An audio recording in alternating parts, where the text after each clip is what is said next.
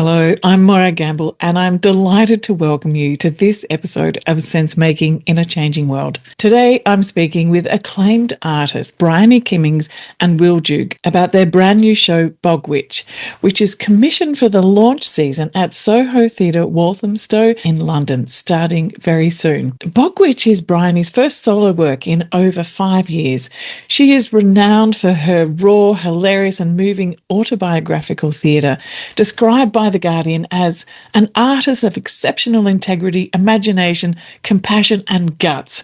In this show, Bryony brings to life a deeply personal journey, what she calls being the least likely eco-convert, someone once immersed in consumer culture, booze, Deliveroo, and distraction, discovering what it really means to plug back into nature and into life itself. She is the writer, performer, and director of this show, Bog Witch. Joining her is Will Duke, projection designer for Bog Witch, a remarkable artist whose visual work spans opera, theatre, and dance. Will is also a member of one of our Permaculture Education Institute programs and is weaving ecological design into his life and creative practice. Together, Bryony and Will explore in this conversation how theatre, storytelling, humour, and vulnerability can invite people into conversations about ecology and climate in ways that touch the heart. From bogs and witches to grief, joy, and reimagining culture, this is a conversation about what happens when we allow ourselves to reconnect. Sense Making a Changing World is a project of the Permaculture Education Institute.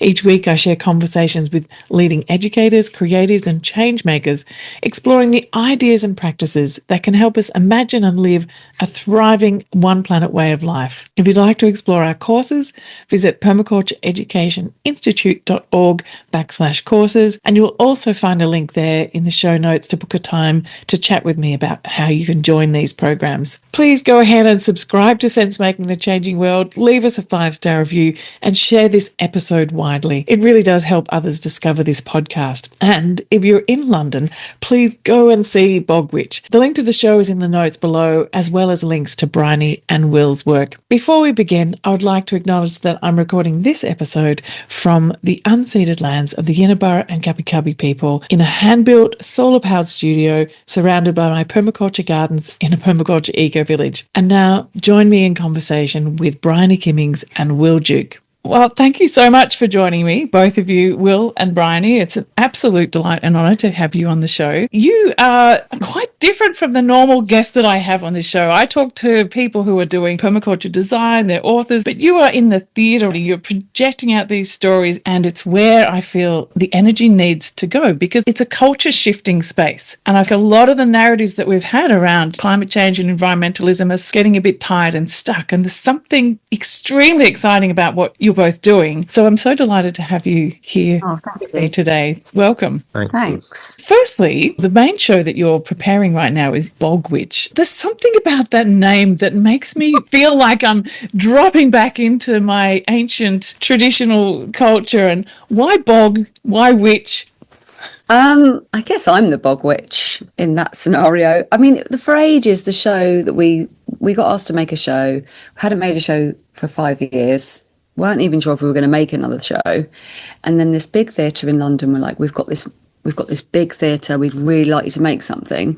And we were elbow deep in sort of changing our careers and thinking about the planet a lot more. So it was called Soil and Water, which was like, you know, it's really worthy, kind of beautiful title. Very earnest, yes. And then it was like, you got to sell 1,000 tickets a night, babe. You need to call it something else. So it was like Bog Witch. There was a few other, weren't there? Free Code System was for a while. Human Nature. And it was just, to be honest, every decision we've been making about this show has come from mass appeal. Like, how do we make sure that that we might not want to call it Bog Witch, but to make sure that it's memorable, that the image is memorable, that people feel like it's irreverent. So it's kind of a silly title, but I think it's doing its job. But I suppose I'm the Bog Witch, yeah. But then right.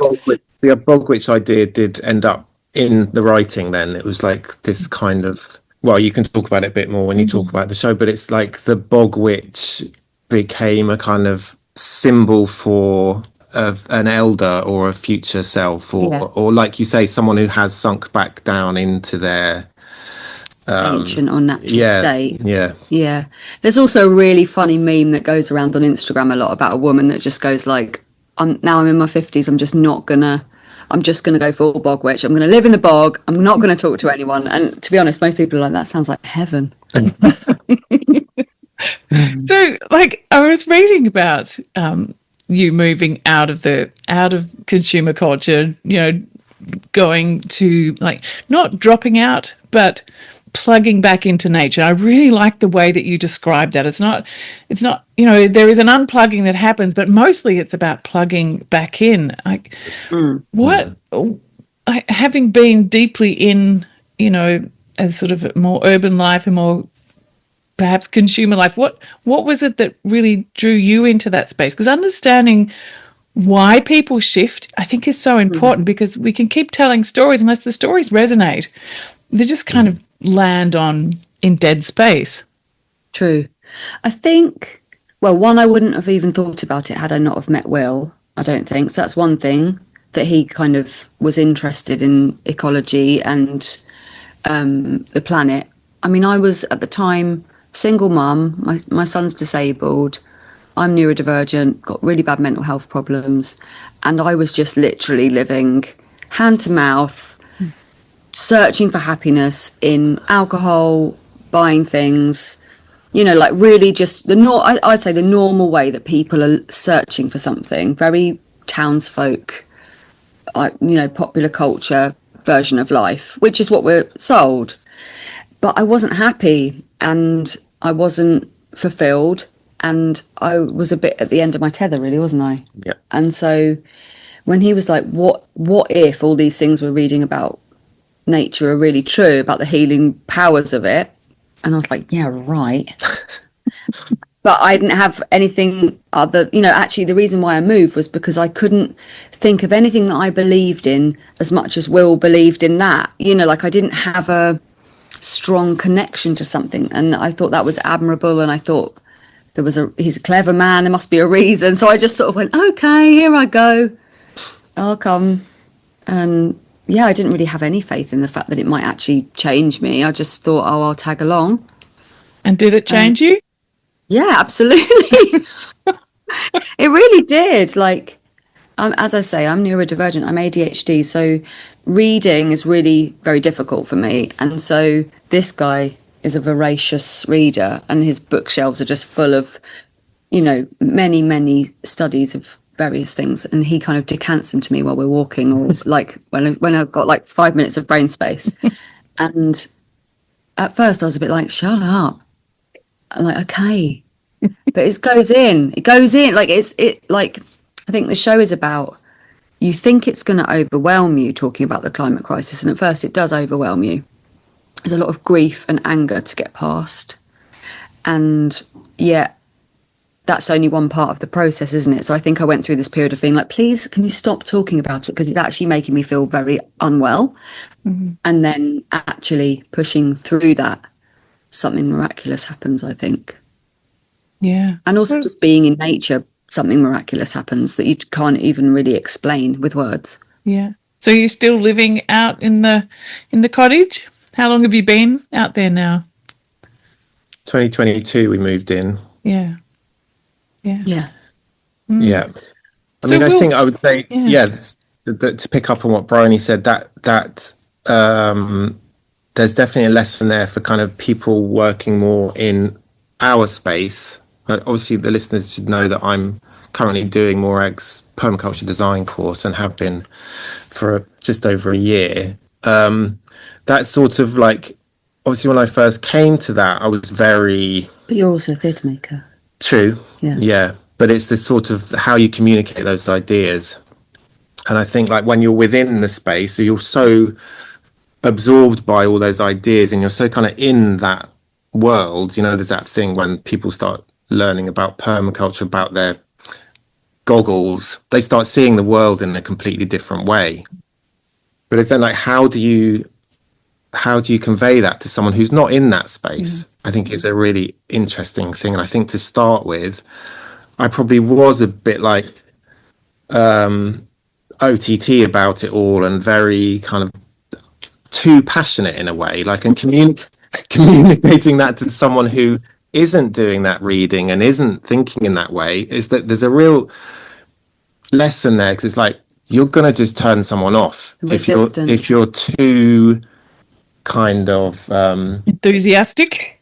enthusiastic or militant or vitriolic. It's like You had to go through the process as yeah. well.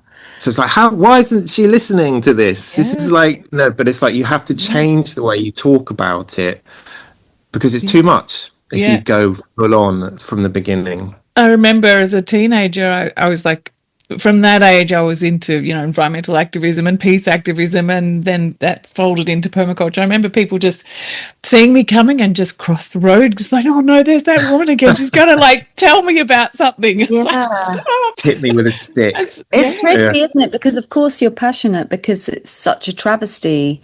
There's so many travesties upon travesties, and you can't believe that no one else can see it in a way. But yeah, I think for me it was, and with any work I make, it was always about how do we hold someone's hand and be kind and bring them into this without, never works to tell people off. So how do you craft a story that invites people into that space, that they're somehow transformed by it, open up a little bit of a portal to look at it, not push too far? Like where do you find that edge? I guess mainly with theatre generally, you kind of decide on, I think, how you want the audience to leave. I always say they arrive wishing that they'd gone for pizza instead of buying a ticket. So you're not expecting anything big from what you're about to see. And by the end, I normally have quite a grand ambition. And I think for this one, it's about people being willing, not even doing anything, but being willing to do something, to have the thought of, I'm going to look at this more. There must be more I can do. And that's it. Sometimes it's huge, grand plans for something, but this is just like, I'm going to take my head out of the sand and have a look at this. A perception shift. Yeah. Yeah, exactly. And also a bit of fear gone. I think there's a lot of fear around what will happen to me if I engage with this. Will I go mad? Will I have to change my life beyond all recognition? Will I lose all my money? Like there's so many things that people are worried about when it comes to the climate and interacting with, such a seismic shift that we might need to make. And I always find it's best to be the biggest idiot in the room. So that no one feels more of an idiot than I am, because that's the kind way to, that's the clown way of getting people on board. So I think also with theatre, it's very often historically and still now, you tell a story that's very personal, but by doing so, you're talking about something very universal. So our story is just 1 year of transformation of a woman who goes from having a hole in her soul that she can't fill, trying to fill it in many different ways, and then realizing that nature is the thing that will close that a little for you and hold you in that kindness of its kind of grip. And also it's where plugging back into the ecosystem and feeling like you're part of something will heal you, because you won't feel so alone. And I'm telling that story literally through moving house, finding a cat, trying to have a baby, losing a baby, and realizing that even though nature has betrayed me again, because I always viewed nature as betraying me when my son became disabled, and had a bit of a beef with nature and wanted it outside of my door and nowhere near me because of the grief that I kind of felt from being a human. And realizing that the year spent in the country has made me okay with grief, because understanding death is part of life, And the bog in that particular story is a soak away from our septic tank that kind of sits in the garden and kind of reflects both my mood and kind of the seasons changing. And I think one of the final images of the show is understanding that perhaps my baby that I've miscarried is meeting my dead cat somewhere in that bog and growing a tree. And I think when you're in city life and you're not looking at the seasons and you're not looking at nature, you forget that you are part of this giant, beautiful cycle. And how healing that was to have that thought that even in my grief, there was life. Even in that death, there was going to be life. So it's a very personal story, as with all of my work, but really it's about everybody being able to feel like they can fall back in love with the ecosystem and plug themselves back in. But again, I think you tell that story by being very incredibly personal and extremely specific to yourself. Then the audience, the beautiful thing about theatre is the audience fill themselves in. The whole beauty of theatre is they're not there to watch you, they're there to watch themselves. What would I do in that situation? Would I have felt like that? Have I felt like that? How do I feel now about that? And before they know it, they're crying their eyes out, thinking about their child self and how they used to play with stones. You know, theatre is really brilliant at evoking emotions without you knowing that it's doing it to you. So that's how you do it. Yeah. How do you find the courage to be so vulnerable and to bring such all of you in, and particularly with miscarriage? I mean, I've also experienced miscarriage, and it's not something that you can easily talk about. I just find that no one really wants to hear about it, and people say, oh, well, it's for the better. It's probably, you know, like it wasn't going to work anyway, you know, just like really dismissive. And I struggled with that for a long time. So, you know, like it's a topic that doesn't get brought to the fore, and then weaving it in this way, like, but how does it feel for you? Like you sort of cracking open your soul and bringing it so much into your work. I mean, that's a big thing to do, stand on stage with 1,000 people a night watching you. I think I tried to find the metaphor for how we don't talk about the planet, and it was miscarriage. You know, like the loss of the planet is the same as the loss of the baby. So for me, they felt very similar. How do I say stuff about it? I tell you why in particular this time was because my friend Nell Frizzle, who sometimes writes for The Guardian, had written this article saying, and the headline of it was, and I just had my miscarriage, why don't we send miscarriage cards to one another? And so I messaged her on Instagram saying, oh, have you just had one? And she was like, yeah. And I said, me too. And she sent me in the post a crown that she handmade out of fabric. She makes stuff. She's quite a crafty person. And a miscarriage card. And I was just like, this is so insane that we don't sell miscarriage cards, that we don't talk about it. That because it's like, if we're going to talk about the good stuff, we have and want the good stuff, we have to talk about the darker side of things. I think I'm just a sort of person that naturally overshares. If you met me in the pub, I'd be like, tell me everything about yourself. I don't have any filter. I think now I realise that's a neurodivergent trait, but I don't think about it. But I think you probably think it's quite strange. I do check with everyone that they're okay with me talking about things. I think it's so important to be honest and there's so many things we don't talk about, and if you peel back the layers of why we don't, they're capitalist or they're patriarchal, and they don't sit with what we believe as particularly women. So I think it's really radical you know, when it happens and you say things, loads of people come up to you afterwards and say, I've had that, I've had that, I've had that. So my job has always felt like it's very important to talk about the things that no one else feels comfortable talking about. You're not like that, too, are you? No, I'm not like that. But that's not what I've. You know, my career has been sort of backstage. I don't perform. I work in the industry, but my work is seen on the stage, but I'm not ever seen on the stage. But I think I just like to add. Yeah, I'm more of a set design on the set design side, but just to add to what the question about how she does it, I think what's really the tools that the arts or theatre in particular gives us to talk about these things that we don't maybe have in the conventional space is emotion and humour.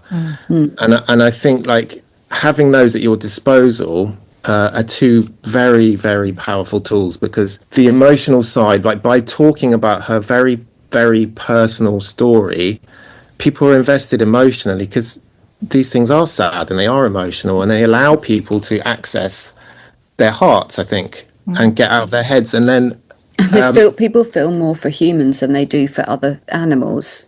So we're just leaning into that as well, I suppose. Well, sadly, I think inherently people care a lot about other animals, but you need to get them out of their thinking brains to access that part of themselves. And then humour as well, like by making people laugh and feel relaxed.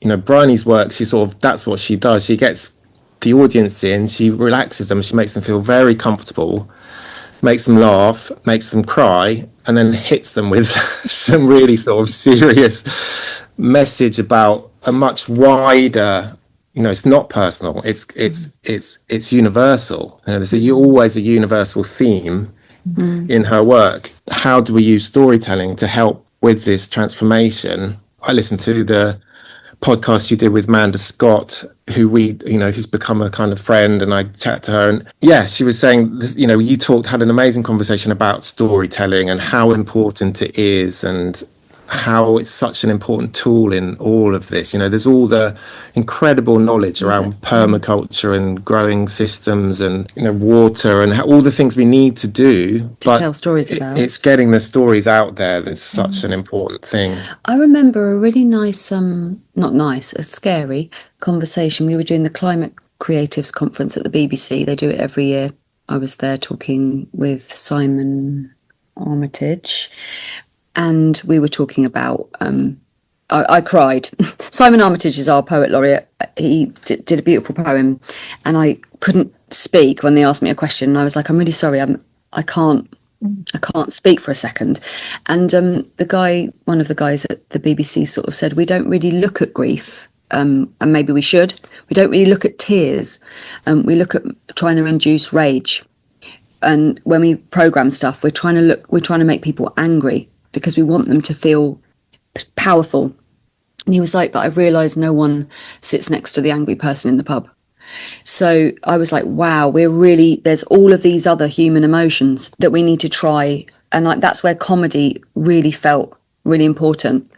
Because comedy is so mainstream, you know, and it's so popular and it's so accessible. I made a commitment probably about 5 years ago where I was like, I'm only going to write about the planet now. As much as humanly possible, I'll take on projects that have at least some kind of activist part of them that's to do with that. And that made me think, oh God, yeah, we're really missing lots of different tricks. Is there a movement of artists that you work with that are saying, okay, all the stories that I tell now, or the films that I make, or the shows that I do are only going to have that at the heart? Do you feel like your industry has a growing movement like that? I don't think anyone does things like that I do. That's like, I'm only doing this now. And I think that's a really neurodivergent thing.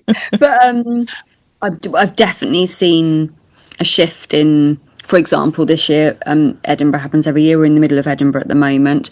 And that will be a really good litmus test as to what the kind of pervasive narrative is. And, you know, 5 years ago, it was men's mental health or mental health in general. And this time I'm totally seeing that it's the planet, not just climate, but my friend Vic Melody's made a beautiful show about the radical movement of diggers in like land the 70s. rights. Yeah, land rights. And just and I think a real nuance to the work, instead of maybe 5 years ago where it might have been the climate crisis, rather people are picking their more specific topics. And I think for a while it was like people have to tackle the whole thing, and actually the stories we need to tell, one needs to tell the story of the Beatles, someone else needs to tell the story of the trees, someone else needs to tell the story of indigenous communities. You know, there's all of these very hyper local place-based stories too. Exactly, yeah. So yes, there is, just naturally, because it's in the news more, there'll be more artists making about it. But I know that there are organisations in the UK like the Green Rider, which is actors signing up to make sure that the productions that they are on are either carbon neutral or carbon. The Theatre Green Book as well. The Theatre Green Book's coming, which is a way of running, you know, because it's so wasteful, the telly and the theatre industry. So bringing that into line, and they've had a record amount of actors sign up. Like they've had huge success with it, and they want to now make it for writers and directors as well. And also Climate Spring, who are an organisation that I'm writing an eco horror for, and they are a bunch of producers dedicated now to only commissioning and making work. I'm very curious about this eco horror. What is an eco horror? Well, it's I wanted to write a horror movie. I write for the screen as well as for the stage, and I had this idea. It's called Little Red Hen, and it kind of was inspired by when we moved to the countryside, and we kind of thought in this idealistic way that everybody would want to help everybody else on our lane, and everybody would feel like they were part of a community. And then we'd go and say like, oh, you see that pile of wood in your garden that's clearly no one's using and no one's used forever. Can we put it in our garden and maybe, build a it was me trying to build my permaculture garden without spending any money. Yeah, so and like basing it on the principles of like different types of capital that and people are like, that's mine, you can't have it. And but what if I give you £60 for it? It's like, no, I don't. The feeling was I don't want to give it to you because I might need it because it's mine. And I was like, oh wow, this isn't how if someone asked me for something and I wasn't using it, I would give them anything. So I was a bit like, oh, this is strange. And it made me think of that story, The Little Red Hen, who will help me mill the corn that I've found? Not I, but in the end, who will help me eat the bread? And everyone says, I'll bloody help you eat the bread. And I was telling it to my little boy, and I said, I changed the ending, and I don't think I swore, but it was something like, so the little red hen told them to all fuck off. Like it's not a story I like. I don't like that, And I was explaining to someone that perhaps young people, they don't stand for that. They don't want that world. If the end comes or, something happens and the system's shut down, the world of the old that we know, even our generation, I think, definitely our parents' generation, will be gone. And so then I was like, okay, after the apocalypse, who would you save and who wouldn't you save? Which is a really dark question. But then it really lent itself to a slasher horror movie. So it's kind of post some kind of system shutdown, an intentional community gets sort of interrupted by the townsfolk who notice that they're still able to kind of grow their own food and have their own water and, have their own power when all of their systems have shut down, and about whether or not they let them in or not. And murder ensues. And so this is going to be a film, is this? I mean, I'm writing it for Climate Spring, which is very interesting because, I live in an eco-village. I live in an intentional community. And I remember one of the first things I heard, most people are, in that kind of, gift economy mind. But I remember hearing some of the older dudes going, when COVID happened, they were saying, well, we just need to build a fence so no one floods the community because we've got our water and we've got all that stuff. Yeah. Oh, shocked. I just thought, we've got so much work yet to do, Yeah.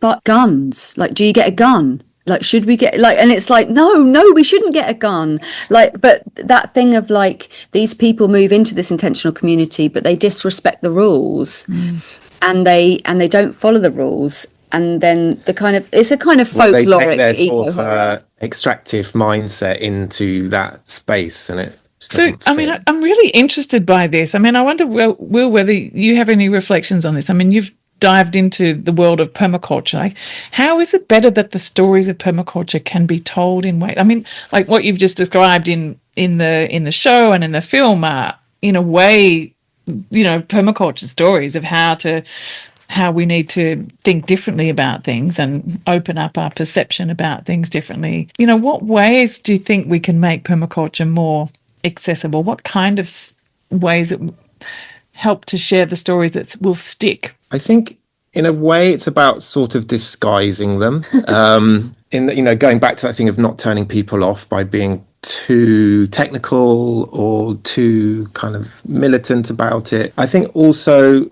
there's an image problem with any kind of ecological movement in mainstream culture because it's always seen as a bit wacky or a bit weird or a bit sort of woo-woo and extreme. Bit hippie, Yeah, and we've been through a lot of kind of films where, like, where has this been referenced and how does it get dealt with? And I feel like that's sort of... It's always sent up. Yeah. It's made to look silly a lot of the time. Or like, oh, this is obviously going to fail. So I think my role in this, like having the slight deeper engagement with it through doing your course and stuff, is like when things are getting written, I'm like, that wouldn't happen. That's like, so it's like, how do you create much more positive visions of it, even if it's not like what you're talking about in the film or the show, but it's in the background. It's like, no, these things can actually work it's not always something that's doomed to fail. Or some megalomaniac kind of takes the helm and then it becomes cultish. That's often a narrative. You do a lot of that visual art, the visual projection. So you're kind of creating the container in a way, the context behind the extra information that everyone's taking on while you're in the front, like what's going on around. And that's like this huge influence on how people receive what they're seeing. And you can pack that in with so much. So I wonder, like, how are you using that medium to communicate these sort of permaculture ideas? I mean, I'd say Bog Witch is the first time we've really had the opportunity to do that. With nature. Yeah, because most of the time, the videos I'm making, they just have to serve the narrative of the show that I'm working on. And most of the time, that isn't about this. It's, it's like opera. It's opera, or it's Shakespeare, or it's but even opera and Shakespeare could have visual imagery that touches on that, can't it? I mean, it can do, but that's not up to me most of the time, because I'm a designer. So the director is the person who decides the interpretation of the text. So of course I'm drawn to projects where directors are saying to me, I really want to make this about the environment or colonialism, or things that interest me, and like there I can have an input conceptually as well as visually and creatively. But because we work together so closely, like all these conversations that we've had in the development of this show mean I have a much kind of stronger creative voice, and the way we use video is much more integrated with the story and what we want to say about the environment, and how you can use kind of creating the emotional connection, but then there's something that visual language can do that words can't. Like cinema is a visual storytelling medium. It relies less on words and more on images than say television. With this show, the concept is really simple, isn't it? Yeah. It's not going to be literal. There won't be like documentary style footage, but it's the shadows of nature, and the fact that all the way through the show there's nature all around Bryony, the character, but she doesn't notice, and because it's the shadows of nature. By the end, we think the final image will be finally the colour comes. I think we probably will get a lot more information about permaculture, for example, and sort of put that in through the layman's terms into the storytelling narrative through something like Little Red Hen, which is based in an intentional permaculture community. But again, it's like making that light, making that not something to take that they're taking the piss out of. It's really irritating actually, the mainstream narrative about this thing, because it's almost like you have to unpick. People will say, like white people with dreads, or tree huggers, and it's like, it's so derogatory, but it's so part of our language that liking the planet is weird in some way. But actually the weird thing is the other side. It's based on fear, isn't it? It's like you were talking about earlier, that idea that people, what's going to happen to me if I engage in this properly? And there's definitely a fear there, because the mainstream... Well, the rules don't point you to that. Props everything up so strongly. It's very hard to sort of step outside of that flow and have your own voice, because there's all these things always drawing you back in. Capitalism, mostly. Yeah. I mean, the more I show the work, the more... I mean, we did it at a festival recently, and people are like, oh, I could do that. Like you want like the average Joe to kind of go like, oh, doesn't feel too woo-woo, And I think a lot of the time, understanding what people think and feel about something, even if you believe it's wrong, but knowing what the kind of pervasive idea of it is, and then slowly breadcrumbing and coaxing them out of that, and sort of going, well, have you ever thought how actually that's quite strange, or that's not really helping you in any way, and actually that might be harming you, or it's sort of... It's like, come on, little ones, out this way. And actually, that's the witchy bit, is it? Yes, I think so. That's what I found so incredible about permaculture. And I know everybody says this, but it's that kind of like, how do you go from overwhelm and helplessness to really feeling like you can make a difference? And it is about that thing with permaculture. Like, you can do this on your windowsill. By growing some herb, it stops you feeling helpless, because it's like active, making everything smaller in a way to start with, and realizing that just by very, very small actions you can start to make a difference. I spent ages feeling helpless, because I was sort of like, I can't go out and protest because I've got a young family, and all these things that sort of are the big actions that people are doing, incredible work, and I have so much respect for them. But I couldn't do that. I wasn't at that time in my life that I can go and protest or lock myself to diggers, climb up trees, Not that anymore. kind of stuff. So it's like, what can you do? And I think permaculture has so many lessons for, like, start small, just do something. Just something's better than nothing, and that's very empowering, I think. And I think it's exactly what you're doing too. It's like, it's just speaking differently about things. It's about looking through a different lens and helping other people to look through a different lens. And I think a lot of permaculture is that education and perception piece. I mean, how you grow food is one way of applying that permaculture way of thinking, but the rest is about opening up to that. And so the powerful narratives that you bring forward and the way that you're doing it through humour and the emotion, and it's kind of a fast track way. Like, a lot of people come to permaculture because they've had a crisis in their life, and they just need to look at things differently. How can you kind of fast track the process to open up the perspective to see, to feel it? Like, it's getting out of our heads and really getting into feeling that there's a need for something different. Without them having to have a crisis to get there. That would be good, wouldn't it? But yet, I think it's kind of hard not to be in a state of crisis when you look around you and just see everything that's going on. And I think, a lot of people saying they're not in crisis are probably masking a lot of the pain. And, you don't have to scratch very far to feel the pain that you're holding inside of everything that, is just whatever you look at around you at the moment. There's just so much that we hold, and we don't realize how much our nervous systems are actually hanging on to all of that. Yeah. I think the soul hole was a really nice statement. Is there a hole in your soul that just doesn't quite get filled up? Like, can you feel it? Because I think most people go, like, how come this thing that I was sold isn't satisfying me? How come I've done everything I was meant to do?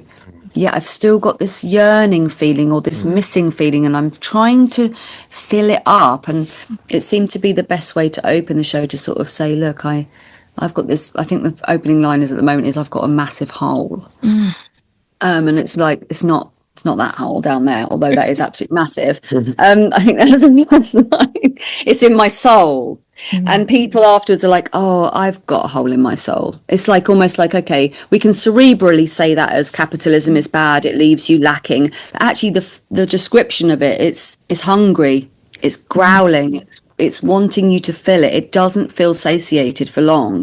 That, I think, sometimes speaking in metaphors, it just helps people to nod along and go, yeah, I feel like that, rather than I'm thinking about that. And I know that, like, I feel it. And that yearning that you talk about, I think, is a really powerful one. I hear it all the time as well. And I know Rob Hopkins does a lot of work too around this idea of imagining the future. There's this sort of yearning for that. So if we sort of start to imagine it, we can step forward and take action, like that sort of practivism part of permaculture. But something about the witch, though, like, is the witch... I don't know, like, I feel scared. Are you scared? Very powerful about the witch, like, like from the feminine, powerful perspective, and redefining the power of the nature-based woman who has this deep knowledge, ancient knowledge, and the power to influence people's lives, and can understand plants and nature and other beings and spirit world, and bring all that together. Like, there's something about that I feel super powerful. I mean, when I moved to the countryside, I moved from Brighton, which is quite a hippy-dippy place. It's all crystals and kind of capitalist hippie kind of. It's a bit like St Kilda. Are you in Melbourne? Yeah. I grew up in Melbourne, Or Fremantle or somewhere, like, it's kind of become capitalist hippie. And but I didn't think about witchcraft. I didn't think about paganism or anything like that. But when we moved to the countryside, and I kind of made a promise to myself that I wouldn't just keep buying things to make myself feel better, it interrupts certain things like Christmas, Easter, birthdays. And I was searching for a practice that was more sustainable, but still felt like celebration and still felt like special, because I love special time, like family, eating, food, celebration. And so I started to look at witchcraft a lot more, and I do have a practice as I am a green witch. But what does that mean? Can you say a bit more about that? Like, I think I just chose, I read a lot about witchcraft. I don't believe in magic in a kind of way of that there's something that I can conjure and that will happen just because I want it to. I believe in a green witch believes in the magic of nature, that nature is magic, that it has healing properties, that it has cycles and circles, and you can influence your own life and the life of the people around you by practices that might be meditation or reflection or manifestation.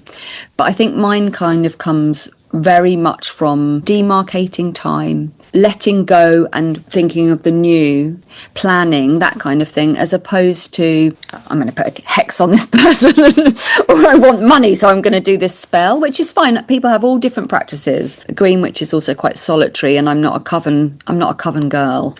I just was looking for a way of looking at time, the pagan wheel of time, and the passing of seasons that I could replace my Christian calendar with, and it came with a lot of beautiful ritual, and I really appreciate ritual. It keeps me really sane, actually. In the show, there's a kind of amalgamation character. There's lots of different people I met in the countryside, and her name in the play is Asta. She's changed her name because every time you meet someone, they've gone, I'm not Joanne anymore, I'm Starlight, or, you know, that kind of classic sort of idea of someone changing their name. She's kind of pretty woo-woo, and at first I'm like, I really don't want to be friends with this woman, and yet I become really great friends with this woman, and she invites me to a council of all beings, which is the final scene of the show, is audience members coming on stage and we enact a council of all beings, reenact it. You know, there's an owl and there's tadpoles and there's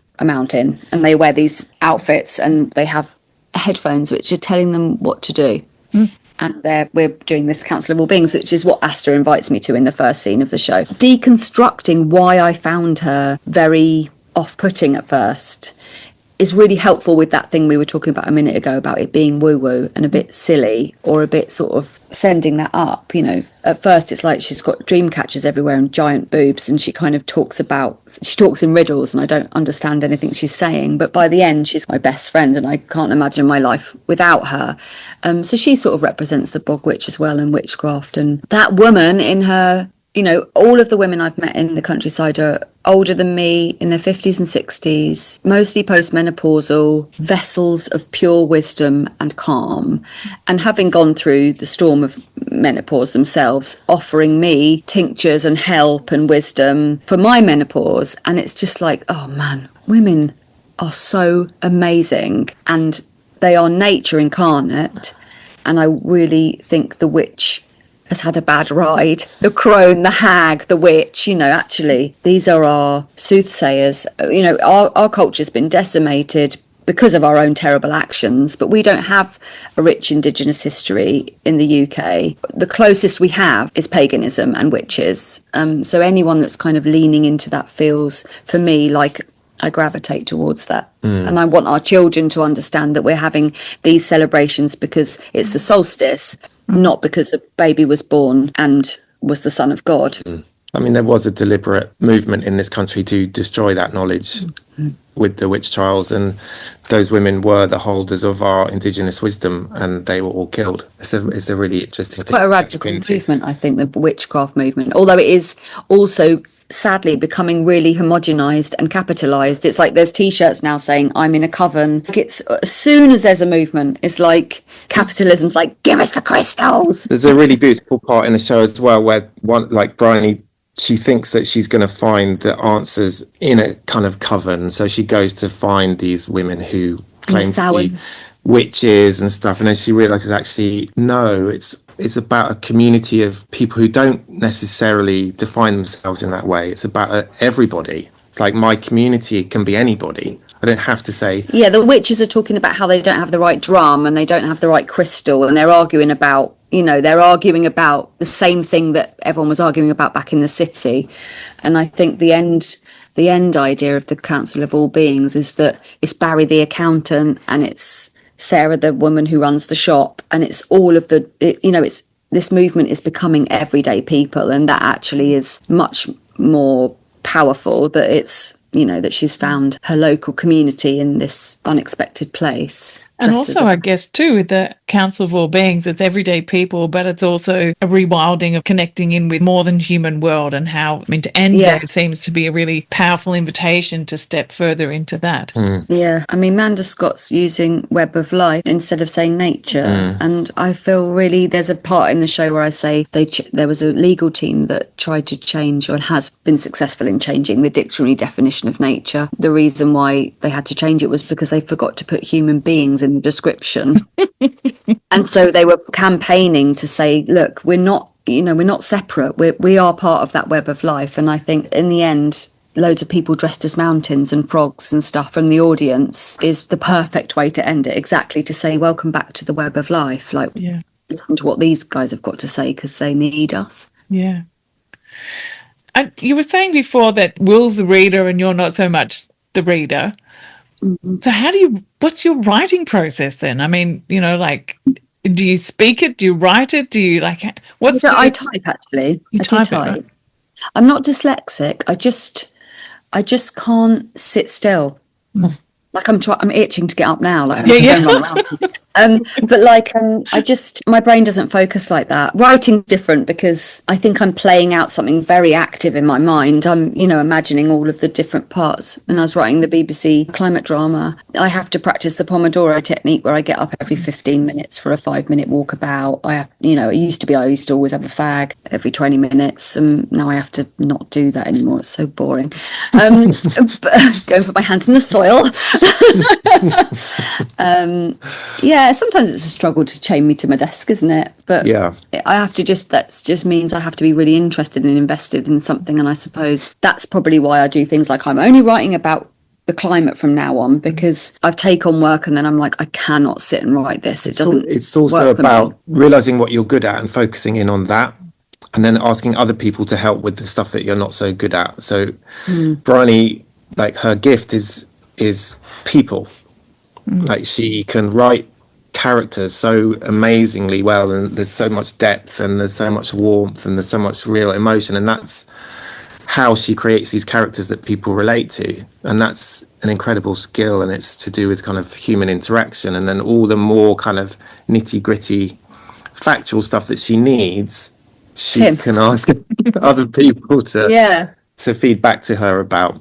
That makes me think of the Trees of Life book. Trees of Power. And that there's a beautiful moment that I've tried to get into the show in the introduction, where he says, I love trees. Like, that's my thing. Silver. Do you know the book? Yeah. I love trees, and that's my thing. I can't also look after the campaign to stop gas pipes through Indigenous land. I can't also look after, the whales. I have to trust that other people will specialize too. And when I say that to people that aren't in the climate movement, they just find that so profound, because the human nature is to go, oh my God, this is totally my problem and I have to solve the entire thing. Like, that's the problem with humans, as well as the sort of beauty of humans. And I think specializing, so me specializing in, I'll take care of the character writing and you take care of giving me the right information, that kind of community feels really important. And in the same way that breaking the stories down into much smaller, manageable areas, that's how we'll be able to sort of divvy it all up, I think. So the show that you're doing on the BBC is a climate.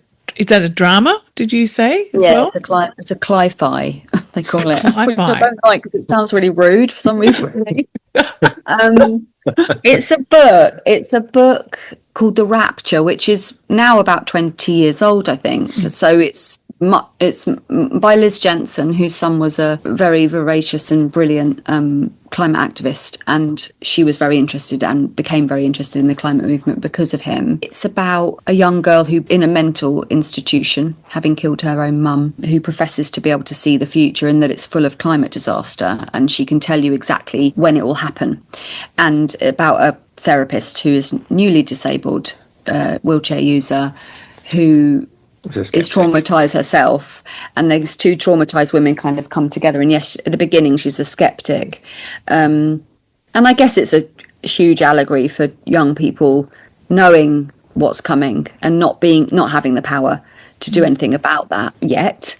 And it's funny, and two very reluctant climate activists who really have got their own shit to deal with, thank you very much, and they do not want to have to save the planet, thank you. And yeah, to be honest, we've been watching the dailies, haven't we? And we're both a bit like, how do we manage to get all of these political things through?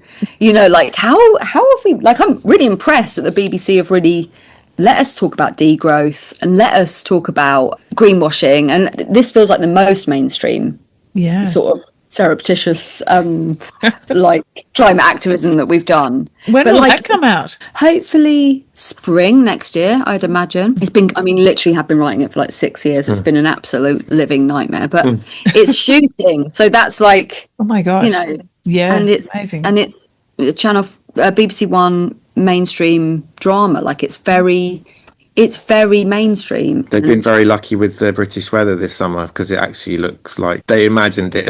It's meant to be November, and it's meant to be boiling, and it's, you know, the seasons are all out of sync. It's set in the future a little bit, but it's the hottest November on record in the script, and thank God it's absolutely boiling. Yeah, it's like really, it's really working really well for the shots and stuff. So when and where can people come to your Bog Witch show, because that's coming up very soon? Opens on the 8th of October in London at the Soho Theatre in Walthamstow, and it's on for 3 weeks there. And then it's going to come back to Brighton, the venue that we're in right now, and then it will tour. I often do come to Australia as well. Hope so. I hope so too, but it's one of those things that if we are really doing Theatre Green Rider, we have to be sure that not just giving it to another actress and letting them perform it over there would. So we just have to be a bit mindful about where and when we tour. But I think we will. I hope so. Last performance I ever did was at Sydney Opera House, so I've haven't performed since then. What was the show that you did at the Opera House? It was called I'm a Phoenix Bit, and it also in Brizzy and Melbourne and Perth. I went all over. My dad's Australian, so I try my best to kind of get out so I can see my dad for free. Well, I hope you do come down. I think we will. But yeah, first things first, Soho Walthamstow in October. And so we'll put all the links to that. Also, there's on the BBC, if you type in BBC The Rapture, you'll get a kind of press releasey thing. Yeah. I think they're actually starting this week. The press starts ramping up for The Rapture because they've started shooting. So I think there'll be a more topical recent article.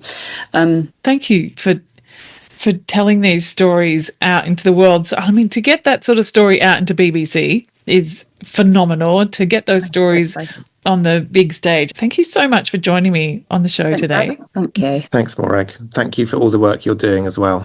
Thanks, Will. Thank you so much for joining me in this conversation with Bryony Kimmings and Will Duke about Bog Witch, a story of grief, humour, nature and reconnection. In the show notes, you'll find the links to the play, to Bryony and Will's work and to resources we mentioned. And I encourage you to explore their creative projects, share this episode with friends and continue the conversation in your own communities. This podcast, Sense Making in a Changing World, is a project of the Permaculture Education Institute. We teach people worldwide how to design regenerative living systems and create permaculture education programs rooted in earth care, people care and fair share. If you'd like to learn more about one of our courses, visit permacultureeducationinstitute.org/courses. You'll also find a link in the show notes to book a time to chat with me about our programs. If you enjoyed this episode, please subscribe, leave a 5-star review and share it widely. It really does help others discover these conversations. I'm Morag Gamble and thank you so much for listening. See you next time.